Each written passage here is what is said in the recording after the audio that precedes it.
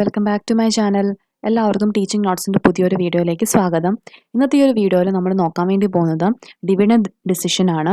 നമ്മൾ ആക്ച്വലി കഴിഞ്ഞ ഒരു വീഡിയോയിൽ ഫിനാൻഷ്യൽ മാനേജ്മെൻറ്റിൻ്റെ റിലേറ്റഡ് ആയിട്ടുള്ള ഒരു സീരീസ് ഓഫ് വീഡിയോസാണ് നമ്മൾ ചെയ്തു വന്നുകൊണ്ടിരിക്കുന്നത്. ഞാനതൊരു പ്ലേലിസ്റ്റായിട്ട് ക്രിയേറ്റ് ചെയ്തിട്ടിട്ടുണ്ട്, നിങ്ങൾക്കത് ചെക്ക് ചെയ്യാം. അതിന് നമ്മൾ ലാസ്റ്റ് ക്ലാസ്സിൽ നമ്മൾ ഡിസ്കസ് ചെയ്തൊരു പോർഷൻ ആയിരുന്നു ഫിനാൻഷ്യൽ മാനേജ്മെൻറ്റ് ഡിസിഷൻസ് എന്ന് പറയുന്നത്. അപ്പോൾ ഫിനാൻഷ്യൽ മാനേജ്മെൻറ്റ് ഡിസിഷൻസിൽ 3 ഡിസിഷൻസ് ആണുള്ളത്. ഒന്ന് investment decision, 2 financing decision and the third one എന്ന് പറയുന്നത് ഡിവിഡൻഡ് ഡിസിഷൻ ആണ്. അപ്പോൾ ഇന്നത്തെ ഒരു വീഡിയോയിൽ നമ്മൾ തുടങ്ങുന്നത് ഡിവിഡൻഡ് ഡിസിഷനാണ്. നമുക്ക് വരുന്ന വീഡിയോസിൽ നമുക്ക് ബാക്കി 2 ഡിസിഷൻസും തുടങ്ങാം. അപ്പോൾ ഇന്നത്തെ ഒരു വീഡിയോയിൽ നമ്മൾ നോക്കുന്നത് ഡിവിഡൻഡ് ഡിസിഷനാണ്. ഓക്കെ, അപ്പോൾ ആദ്യം നമുക്ക് അറിയേണ്ടത് വാട്ട് ഇസ് ഡിവിഡൻഡ് എന്നുള്ളതാണ്. ഡിവിഡൻഡ് എന്ന് പറയുന്നത് ഒരു കമ്പനി ആ കമ്പനിക്ക് കിട്ടുന്ന പ്രോഫിറ്റിൻ്റെ ഒരു ഷെയർ ഹോൾഡേഴ്സിന് കൊടുക്കും.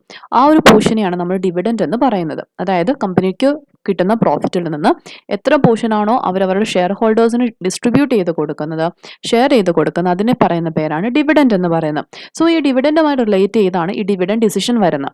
അപ്പോൾ ഡിവിഡൻഡ് ഡിസിഷൻ എന്ന് പറയുന്നത് സിംപിളി എത്ര മാത്രം പ്രോഫിറ്റാണ് നമ്മളുടെ ഷെയർ ഹോൾഡേഴ്സിന് കൊടുക്കേണ്ടത്, അതുപോലെ തന്നെ ബാക്കി എത്ര പോർഷൻ നമ്മൾ കമ്പനിയിൽ റീറ്റെയിൻ ചെയ്ത് വെക്കണം എന്നുള്ളതിനെ പറ്റിയിട്ടുള്ള ഡിസിഷനെയാണ് നമ്മൾ ഡിവിഡൻഡ് ഡിസിഷൻ എന്ന് പറയുന്നത്. ബിക്കോസ് കമ്പനിക്ക് ഷെയർ ഹോൾഡേഴ്സിന് പ്രോഫിറ്റ് ഷെയർ ചെയ്ത് കൊടുക്കുകയും വേണം, അതുപോലെ തന്നെ കമ്പനിക്ക് കുറച്ച് പ്രോഫിറ്റ് റീറ്റെയിൻ ചെയ്ത് കയ്യിൽ വെക്കുകയും വേണം. എങ്കിൽ മാത്രമേ കമ്പനിക്ക് അതൊരു സോഴ്സ് ഓഫ് ഫിനാൻസ് ആയിട്ട് ഉപയോഗിക്കാനും ഫ്യൂച്ചറിലെ നീഡ്സ് മീറ്റ് ചെയ്യാനായിട്ടും ഒക്കെ സാധിക്കത്തുള്ളൂ. അതായത് മൊത്തം പ്രോഫിറ്റ് നമ്മൾ എടുത്ത് ഷെയർ ഹോൾഡേഴ്സിന് ഡിവിഡൻഡ് ആയിട്ട് കൊടുക്കുന്നത് നല്ലൊരു തീരുമാനമല്ല. പക്ഷേ എന്നാൽ നമ്മൾ കുറച്ച് പോർഷൻ എന്ത് ചെയ്യണം, ഡിവിഡൻഡ് ആയിട്ട് കൊടുക്കുകയും വേണം. സോ ആ എമൗണ്ട് എത്രയാണ്, എത്രത്തോളം നമ്മൾ ഷെയർ ഹോൾഡേഴ്സിന് ഡിവിഡൻഡ് ആയിട്ട് പ്രോഫിറ്റ് ഷെയർ ചെയ്ത് കൊടുക്കണം എന്നുള്ള ഡിസിഷനെയാണ് നമ്മൾ എന്തെന്ന് പറയുന്നത് ഡിവിഡൻഡ് ഡിസിഷൻ എന്ന് പറയുന്നത്. ആ ഡിവിഡൻഡ് ഡിസിഷൻ നമ്മൾ എടുക്കുന്ന സമയത്ത് നമ്മൾ ശ്രദ്ധിക്കേണ്ട ഒരു കാര്യം എന്ന് പറയുന്നത്, നമ്മൾ എടുക്കുന്ന ഡിസിഷൻ അല്ലെങ്കിൽ അതിന് നമ്മൾ എപ്പോഴും ശ്രദ്ധിക്കേണ്ട ഒരു കാര്യം എന്ന് പറയുന്നത് ഷെയർ ഹോൾഡേഴ്സ് വെൽത്ത് മാക്സിമൈസേഷൻ ആണ്. നമ്മൾ പഠിച്ചിരുന്നു ഫിനാൻഷ്യൽ മാനേജ്മെൻറ്റിന് 2 ഒബ്ജക്റ്റീവ്സ് ആണുള്ളത്. ഒന്ന് പ്രോഫിറ്റ് മാക്സിമൈസേഷൻ, 2 വെൽത്ത് മാക്സിമൈസേഷൻ ആണ്. അതിൽ വെൽത്ത് മാക്സിമൈസേഷൻ ആണ് ബെസ്റ്റ് ആയിട്ടുള്ള ഒരു ഒബ്ജക്റ്റീവ്, അല്ലെങ്കിൽ എല്ലാ കമ്പനീസും ഫോളോ ചെയ്യേണ്ടതെന്ന് നമ്മൾ കണ്ടു. സോ നമ്മൾ ഡിസിഷൻ എടുക്കുന്ന സമയത്ത് നമ്മൾ ശ്രദ്ധിക്കേണ്ടതും ഷെയർ ഹോൾഡേഴ്സിന് വെൽത്ത് മാക്സിമൈസ് ചെയ്യുക എന്നുള്ള ഇൻറ്റൻഷനാണ്. സോ ഡിവിഡൻഡ് ഡിസിഷൻ എന്ന് പറയുന്നത് ഒരു കമ്പനിയുടെ പ്രോഫിറ്റിൻ്റെ എത്രമാത്രം പോർഷൻസ് ഡിവിഡൻഡ് ആയിട്ട് കൊടുക്കണം എന്നുള്ളതിനെ പറ്റിയിട്ടുള്ള ഡിസിഷനെയാണ് നമ്മൾ ഡിവിഡൻഡ് ഡിസിഷൻ എന്ന് പറയുന്നത്. അവിടെ നമ്മൾ ശ്രദ്ധിക്കേണ്ടത് ഷെയർ ഹോൾഡേഴ്സ് വെൽത്തിനെ മാക്സിമൈസ് ചെയ്യുക എന്നുള്ളതാണ്. നമ്മൾ ആദ്യം നോക്കുന്നത് ടൈപ്സ് ഓഫ് ഡിവിഡൻഡ് അല്ലെങ്കിൽ ഫോംസ് ഓഫ് ഡിവിഡൻഡ് ആണ്. പല ടൈപ്പ് ഡിവിഡൻഡ്സ് ഉണ്ട്, നമുക്ക് ഓരോന്നും നോക്കാം. ഫസ്റ്റ് വൺ എന്ന് പറയുന്നത് പ്രോഫിറ്റ് ഡിവിഡൻഡ് ആണ്.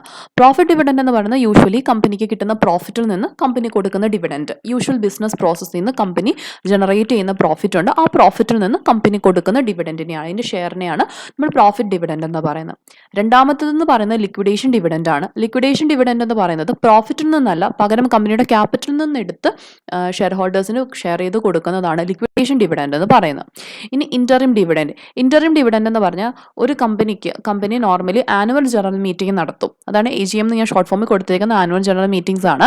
So annual general meeting, 2 annual general മീറ്റിംഗിന് ഇടയ്ക്ക് വെച്ച് കമ്പനി ഡിക്ലെയർ ചെയ്യുന്ന ഡിവിഡൻഡിനെയാണ് ഇൻറ്ററിം ഡിവിഡൻഡ് എന്ന് പറയുന്നത്. ഇനി ഫൈനൽ ഡിവിഡൻഡ് എന്ന് പറയുന്നത് at the end, annual general meeting കഴിയുമ്പോൾ അറ്റ് ദ എൻഡിൽ കമ്പനി ഷെയർ ഹോൾഡേഴ്സിന് കൊടുക്കുന്ന ഡിവിഡൻഡിനെയാണ് ഫൈനൽ ഡിവിഡൻഡ് എന്ന് പറയുന്നത്. ഇനി വരുന്നത് ക്യാഷ് ഡിവിഡൻഡ് ആണ്.